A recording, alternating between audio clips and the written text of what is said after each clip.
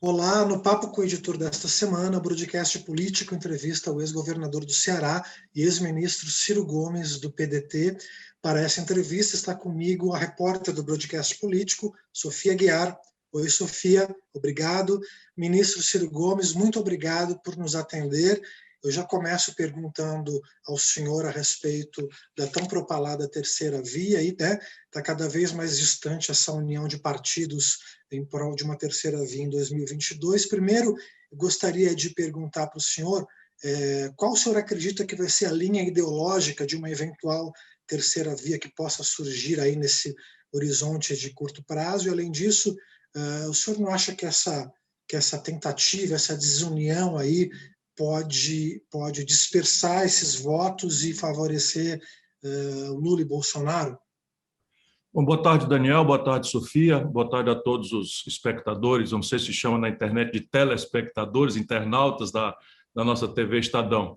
Veja, eu acho, Daniel, com a minha experiência, que há uma certa preguiça entre os analistas, e eu compreendo essa preguiça, porque também nem toda hora a gente precisa ficar fazendo tese sociológica e de ciência política, mas há uma certa preguiça em reduzir aquilo que está acontecendo no Brasil ao chamado uma terceira via. Primeiro porque ela supõe uma polarização cuja evidência é mais luz do que fogo, é mais luz do que calor, penso eu.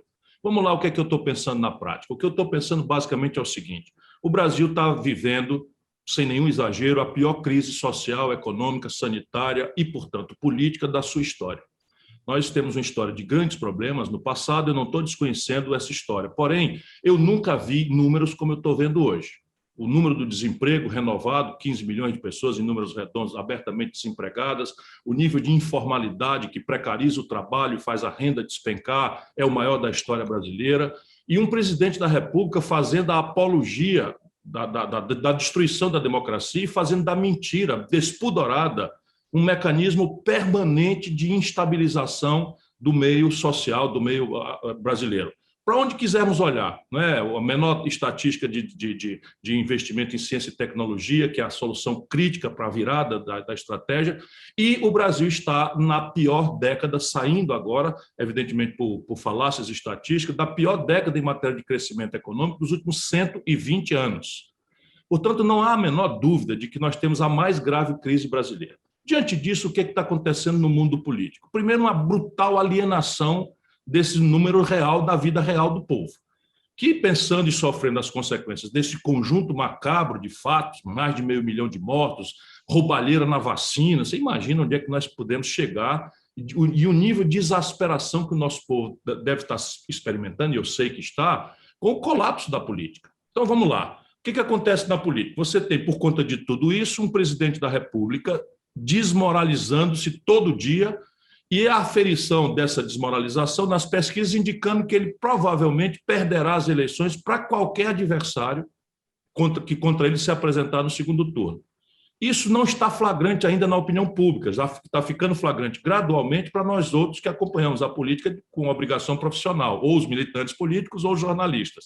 Mas a vida do povo não viu isso ainda. Mas nós podemos ver, Bolsonaro está com um nível de rejeição que faz com que ele seja o certo derrotado no futuro próximo brasileiro, graças a Deus, não é? E a percepção que a população está tendo de que foi brutalmente enganada. Não é? O que acontece durante esse fato que é real? Isso não é uma espuma, não é uma versão, não é um wishful thinking, ou seja, desejo da oposição. Hoje nós estamos vendo claramente isso acontecer. O Supremo Tribunal Federal, também o povo não é obrigado a ver essas coisas, mas o Supremo Tribunal Federal, 5 anos depois, anuncia que o juiz natural de julgar o Lula pelas gravíssimas contradições morais que o PT e ele praticaram, não era Curitiba, mas Brasília. O Lula, que não tem nenhum compromisso com a verdade, se apressa em dizer para o povo que foi, portanto, vítima de uma injustiça, de uma perseguição e que agora foi inocentado. Isso é uma mentira que vai cair também ainda entre esses 15 meses que nos separam, longos meses que nos separam da eleição. Quando o juiz de Brasília restaurar o foro e chamar o Lula para depor e a população começar a tomar notícia, opa, como é? Não, começou tudo de novo. Ah, não foi inocentado? Não, não foi. Foi o processo que foi anulado, porque o Moro trocou os pés pelas mãos, é suspeito. E, caramba, vai começar tudo de novo. os testemunhos, o Lula vai ser candidato, não vai ser candidato, vai ser elegível, não vai ser elegível. Não estou falando senão aquilo que é certo que vai acontecer. Mas o que aconteceu para hoje é o Bolsonaro desmoralizando-se e o Lula afirmado, aspas, de forma mentirosa por ele, inocente, perseguido e sendo mais notório antagônico ao Bolsonaro. Então, apesar de serem ambos 100% conhecidos, estarem no imaginário da população, por bem ou por mal, por ódio, paixão, não interessa, 100%, eles não conseguem superar a faixa dos 60%, somados os dois. E se a gente olhar a pesquisa espontânea, que é o gesto de votar, é uma pesquisa espontânea. Ninguém tem um pesquisador na porta da urna para dar as opções. A pessoa tem que ir com a opção na cabeça. Tudo isso é experiência antiga minha, a vivência de, muitas eleições ganhas, algumas perdidas, e eu conheço bem como funciona o processo psicossocial da construção de uma eleição. Portanto, apesar de tudo isso, os dois não conseguem empolgar a sociedade brasileira, remanescendo, na pior hipótese do meu ângulo, algo ao redor de 40%, 45% do eleitorado, que, a despeito de saber muito bem que os dois estão aí, não quer os dois. Agora, qual é a dificuldade? É que este eleitorado tem várias personalidades, mas ele também não está ainda chamado a se motivar e definir qual será a personalidade dominante do debate que vai acontecer. E aí eu creio que os dois estão rifados. Por quê? Porque uma eleição majoritária, eu estou fazendo uma longa análise apenas para situar os espectadores do broadcast, do nosso Estadão, os eleitores, eles, numa eleição majoritária, o estágio mais importante não tem a ver com Francisco, Manuel ou Maria, como é a tradição populista sul-americana e caudilesca, caribenha, né, com que nós tratamos a política e as suas reduções. Na verdade, é um estado de espírito sobre a realidade que está acontecendo no entorno naquele momento da eleição. E esse motivo aí é basicamente de natureza econômica, moral e, gravemente, neste caso contemporâneo, as saídas para a crise sanitária e as suas sequelas também na economia. Então, o senhor acredita na ascensão de um terceiro nome? Eu tenho segurança absoluta. Por quê? Porque o Lula não é associado a futuro. A memória do Lula é uma memória falsa, muito fragmentária, é uma memória afetiva, não é racional, e ela existe na proporção em que o debate não aclara que o Lula é o responsável pela Dilma. Que se o Lula não teve o devido processo legal, não é razoável supor que o Lula não sabia que o Palocci, braço direito dele, fundador do PT, centro real do poder petista no Brasil, devolveu 100 milhões de reais e fez uma delação premiada. A gente fala mal do Centrão com o Bolsonaro, e o Lula tem a coragem, explorando o que ele acha ser a ignorância de nós todos aqui embaixo, fala mal do Centrão que estava dentro do governo dele, controlando a Petrobras e roubando de braçada. Isso tudo será esclarecido e documentado. Isso tudo será esclarecido e documentado. Como? Sofia tem uma pergunta nessa linha. Sofia, por favor. Então, nas últimas pesquisas, o senhor tem aparecido como possível candidato entre o presidente Bolsonaro e o ex-presidente Lula. Mas, como o senhor até falou, eles estão com a maioria e o senhor, então, aparece como com intenções de votos não muito altas. Quais são os planos do senhor para potencializar essa disputa? Tem algumas alianças políticas no seu radar para isso? A brincadeira aqui é atacar em transilim e defender em zigue-zague. A primeira grande questão é paciência. Apesar do Bolsonaro estar na presidência da República disputando em condições desiguais, do ponto de vista prático, a reeleição, o Bolsonaro nem sequer um partido político tem, Sofia. E não será trivial essa decisão, porque ele tentou de toda forma, PRTB, republicano, sei lá o quê, sei lá não sei o quê, e não conseguiu um partido político. Se essa desmoralização dele continuar, nenhum desses grandes partidos que hoje se chamam Centrão, também é uma preguiçosa análise, e que estão ao redor dele, ficará com ele. O Ciro Nogueira, do PP, estava com a Dilma até a véspera do impeachment. Eu fui lá negociar com ele para tentar demovê-lo do impeachment, porque tenho boas relações com ele, é um político polêmico, as pessoas fazem crítica, mas eu tenho um bom diálogo com ele. O instinto de sobrevivência, então, o Bolsonaro, que está num dos grandes polos da pesquisa, e as pessoas querem antecipar 15 meses antes da eleição, e eu vou dizer para você, não acho sequer que ele estará nas eleições. Isso é um palpite, mas em linha com a minha experiência, com a minha vivência da vida brasileira. Segundo, o Lula. Quantos partidos estão com o Lula? O favorito da pesquisa, e o PT já está aí e tal, navegando de braçada. Qual partido formalizou uma aliança com o Lula? Tirante o PCdoB, que infelizmente aceitou ser destruído pelo Lula e que, sob o ponto de vista estratégico no Brasil, virou um puxadinho despersonalizado do Lula, não é nem sequer do PT, porque sofre o que tem sofrido, nenhum partido fechou ainda. Todos estão jogando, estão negociando, por quê? Porque todos sabem profissionalmente que o processo eleitoral vai começar mesmo em abril do ano que vem. Por que abril? Porque é a data da filiação partidária que habilita quem vai ser e quem não vai ser. E aí, quais alianças acontecerão? Aquelas que forem razoáveis ao redor de quem é viável. O primeiro instinto da liderança política é a sobrevivência. Então, a minha tarefa é atravessar o Rubicão, com o meu partido, com as forças da juventude, da militância, a turma boa, não é? Com o mundo universitário, com a construção de uma corrente de opinião, para me demonstrar claramente, sem nenhum equívoco, que eu sou o candidato mais viável fora da polarização artificial e vazia, odienta, entre o Lula e o Bolsonaro. So far, so good. Até aqui, as coisas estão indo muito bem. Não é? Vamos ver se eu me sustento. Em abril, todos estaremos filiados. Acabou o treino livre, agora vai ser constituição do grid de largada, fazendo aqui a comparação com a Fórmula 1. Aí nós vamos ver o que vai acontecer. Ministro, eu queria aproveitar então falar um pouco do seu partido. O senhor vem postando críticas direcionadas tanto ao presidente Bolsonaro quanto ao ex-presidente Lula. No entanto, o presidente nacional do PDT, o Carlos Lupe, disse que essas críticas deveriam ser voltadas mais ao Bolsonaro do que ao Lula, né? E houve aí uma especulação de eventuais incômodos em alas do PDT. Como é que o senhor avalia esse episódio e a postura do Lupe?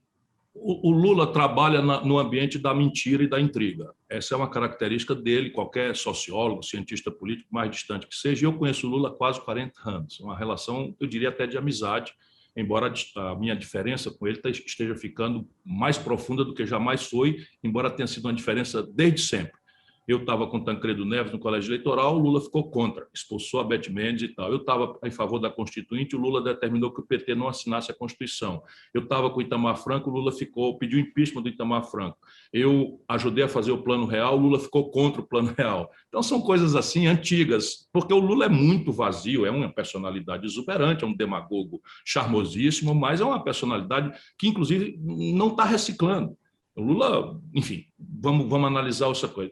E aí ele, então, explora tudo isso, porque ele tem um problema comigo que não é político, é um problema pessoal. Ele tem uma dívida moral comigo que só ele e eu conhecemos bastante bem, deriva lá da crise grave do Mensalão, em que ele, chorando muitas vezes, disse que eu tinha sido o cara mais leal na vida com ele, e ele, pela natureza do escorpião que o caracteriza, trabalha de uma forma absolutamente desleal, traiçoeira, clandestina, covarde, porque ele financia com dinheiro sujo até hoje uma blogosfera que não tem critério de nada. E tudo bem, eu não estou me queixando se é da vida, e eu já disse a ele pessoalmente que o que vier de lá eu respondo diretamente a ele. Entre nós, no PDT, a coesão é absoluta.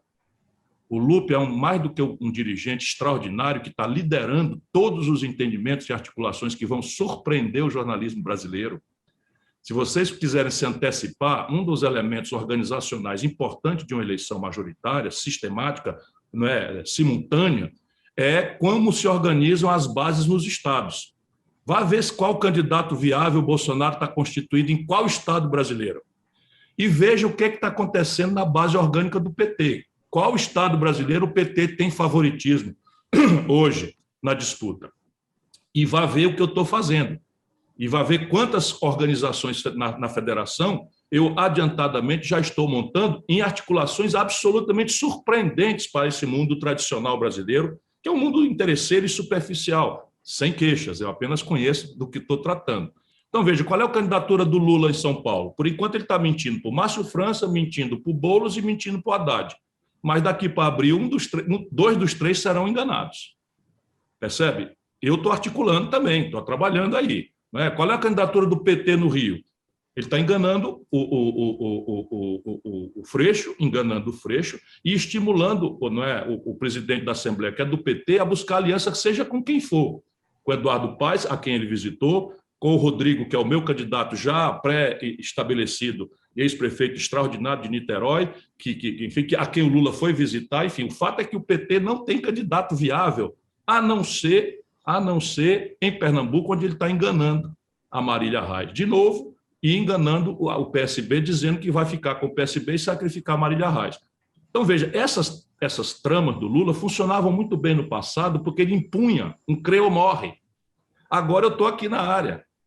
Percebe? Não é terceira via. Agora é o seguinte, é um projeto nacional de desenvolvimento com um diagnóstico que identifica o sistema de causas da tragédia social e econômica brasileira e as atribui ao Lula, em parte muito relevante, e eu mostro com números que a crise não foi o Bolsonaro que produziu.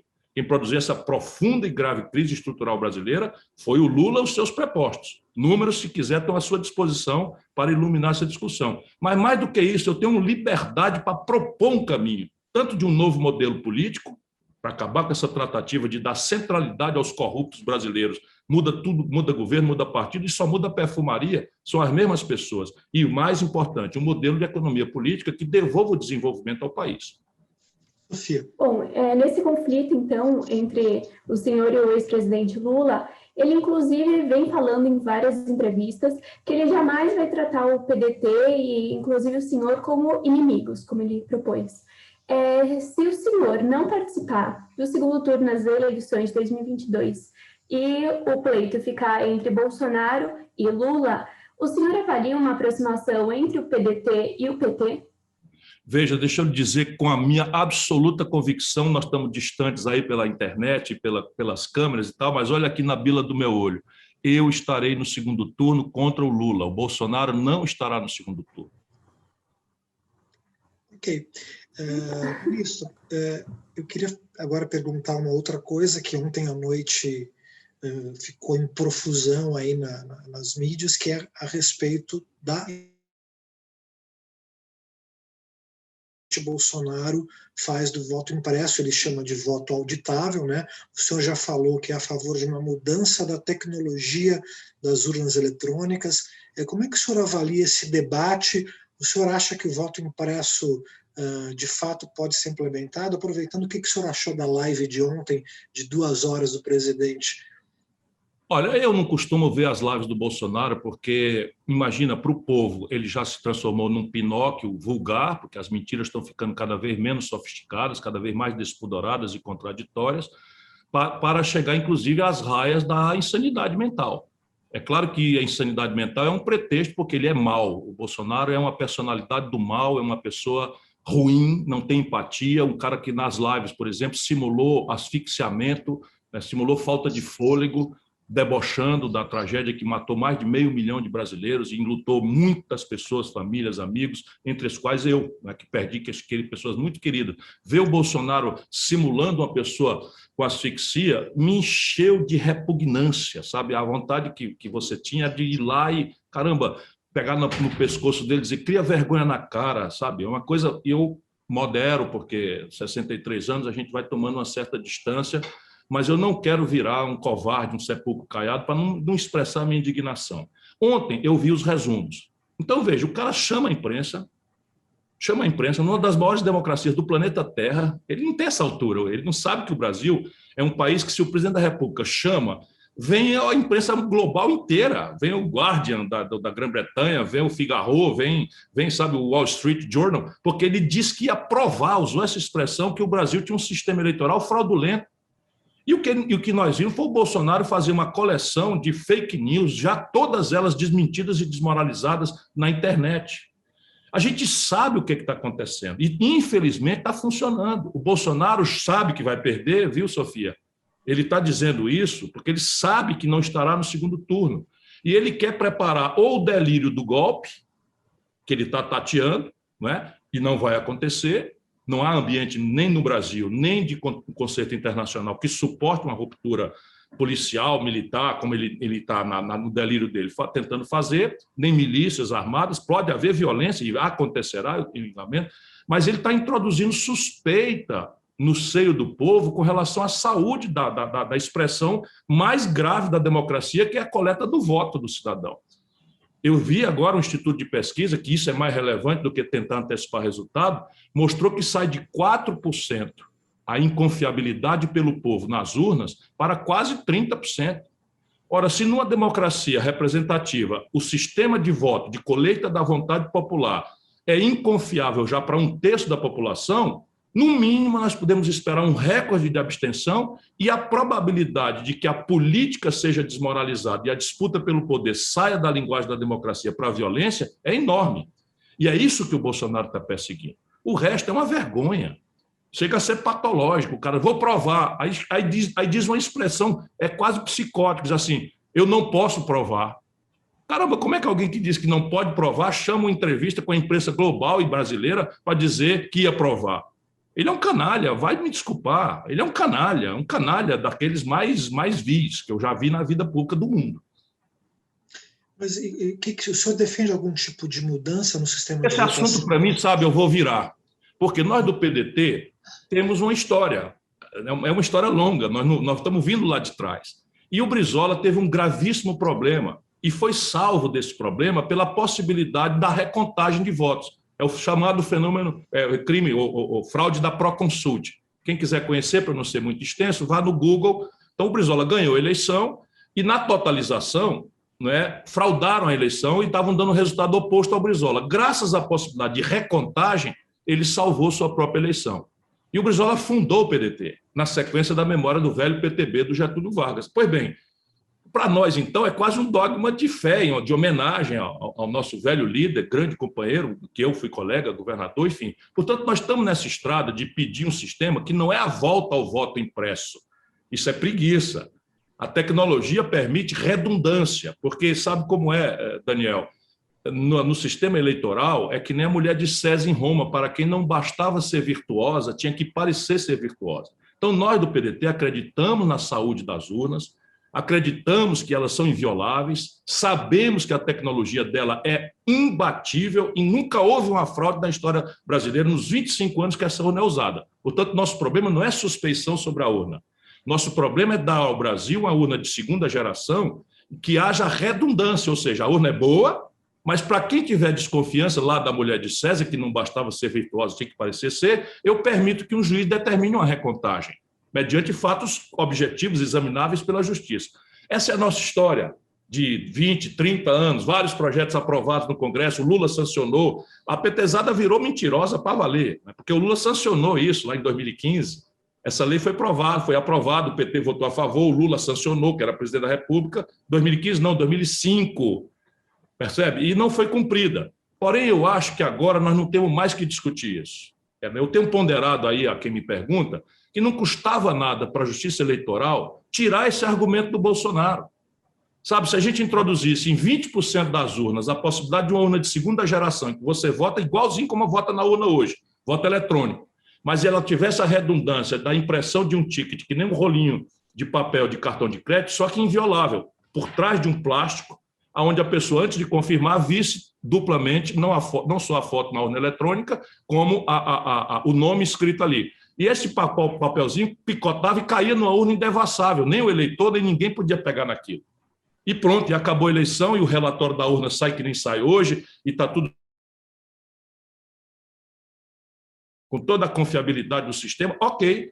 Mas alguém lá em Altamira entendeu que não houve os votos corretos, porque votou no vereador tal e aquele voto não apareceu, e aquilo vira uma onda, e o juiz da cidade, por precaução, pode, ok, então vamos abrir a urna, número 127/14 da zona tal de Altamira, e não é sabe, para todo mundo, mas por amostragem você tira do Bolsonaro esse argumento picareta, criminoso, que pode deixar uma parte da cidadania brasileira, né, com o argumento que o Bolsonaro quer, que é o que ele está produzindo. Ele sabe que a urna é séria. Bolsonaro é um bandido. Ele sabe que a urna é séria, mas ele está orientado pelos mesmos camaradas nazistas, neonazistas, como esse Steve Bannon, que fez pelo Trump. Sendo que a diferença é que a institucionalidade americana resistiu ao assédio do Trump. Os militares se prepararam lá nos Estados Unidos para resistir a uma ordem arbitrária do Trump. Aqui não.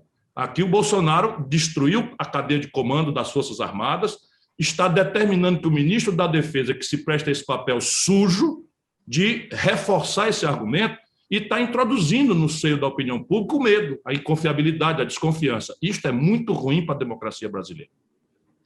Bom, para finalizar nosso papo, então, tem um assunto que não tem como não falar, que é a Comissão Parlamentar de Inquérito da Covid-19, que acontece no Senado.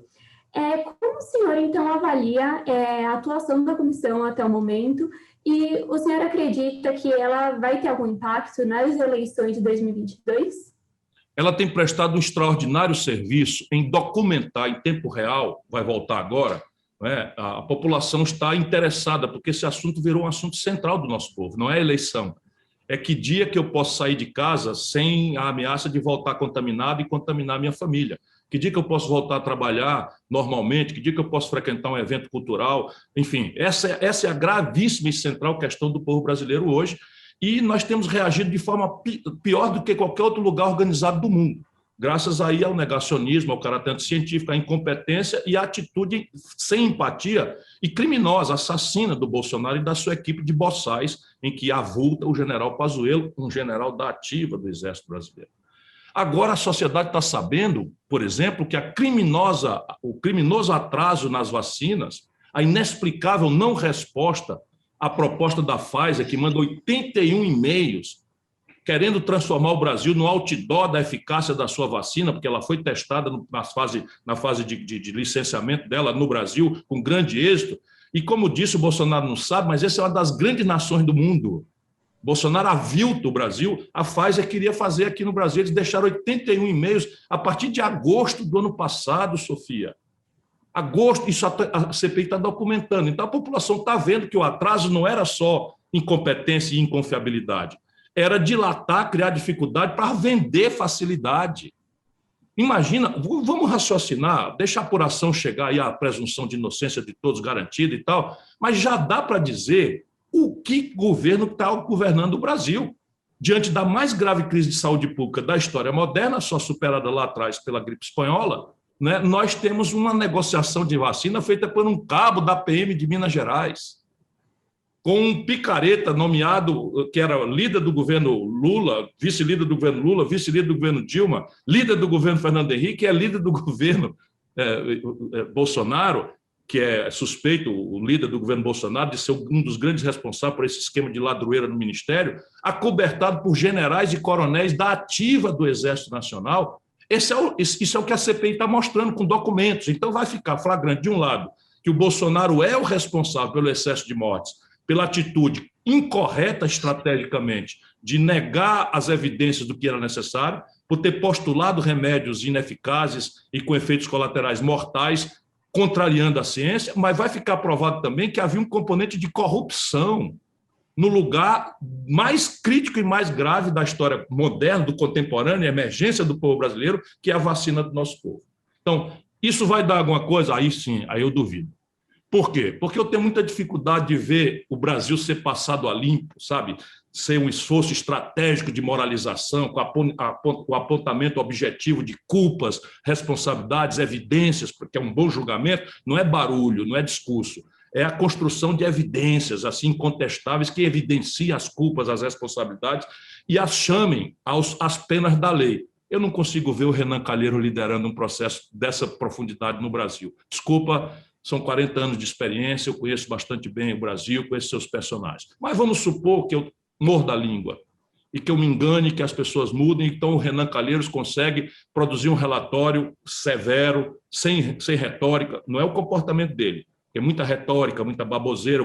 Eu quero evidências, eu quero documentos, eu não quero subjetividades, eu quero apontar aos órgãos de punição os responsáveis, as culpas e as evidências que demonstram as suas culpas de forma incontestável. Aí acontece que nós vamos para votar.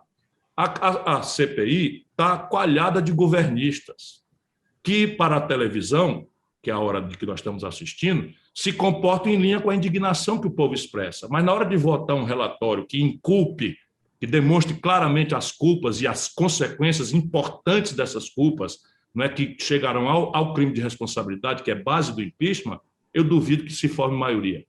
A tendência dessa gente é procurar um deixa por menos, punir os bagrinhos, punir os menores. Mas vamos supor que eu morda a língua e, de novo, saia um relatório severo. Severo não quer dizer eloquente, barulhento, severo quer dizer aquilo que eu já falei para não repetir. E que a gente, por algum passe de mágica, e o passe de mágica aqui é o capitalismo brasileiro. a gente não deixar eles fazerem essa votação fora do escrutínio da opinião pública. Aí o que acontece? Aprovado um relatório severo, vai para quem? Para a Procuradoria-Geral da República, que, infelizmente, data máxima vênia, com todo o respeito institucional que se deve a uma instituição importante como a Procuradoria-Geral da República, está ocupada por alguém que não revela nenhum compromisso, né, e que tem, na minha opinião, de se comportar de forma desidiosa, para ficar numa palavra moderada, quando não é cometendo até o crime de prevaricação, que é a Procuradoria-Geral da República no Brasil hoje. Portanto, é muito improvável que dê em alguma coisa. Ministro Ciro Gomes, eu agradeço muito a presença do senhor aqui no Papo com o Editor. Muito obrigado pela entrevista. O roteiro foi da Sofia Guiar. Obrigado, Sofia. E obrigado ao Bruno Nogueirão, que fez a nossa ponte. E até o próximo Papo com o Editor no Broadcast Político. Obrigado, Daniel. Obrigado, Sofia. Obrigado a todos aí do Broadcast Político. Dia 12, aí com a atenção do Estadão, nós teremos outro debate, né, promovido aí e dessa vez estará presente o Dória, o Mandetta, o Eduardo Leite, lá do Rio Grande do Sul, e como a gente dizia na locução esportiva, e o amigo que vos fala. Perfeito. Obrigado, ministro. Um abraço grande. Bom fim de semana. Um abraço para vocês.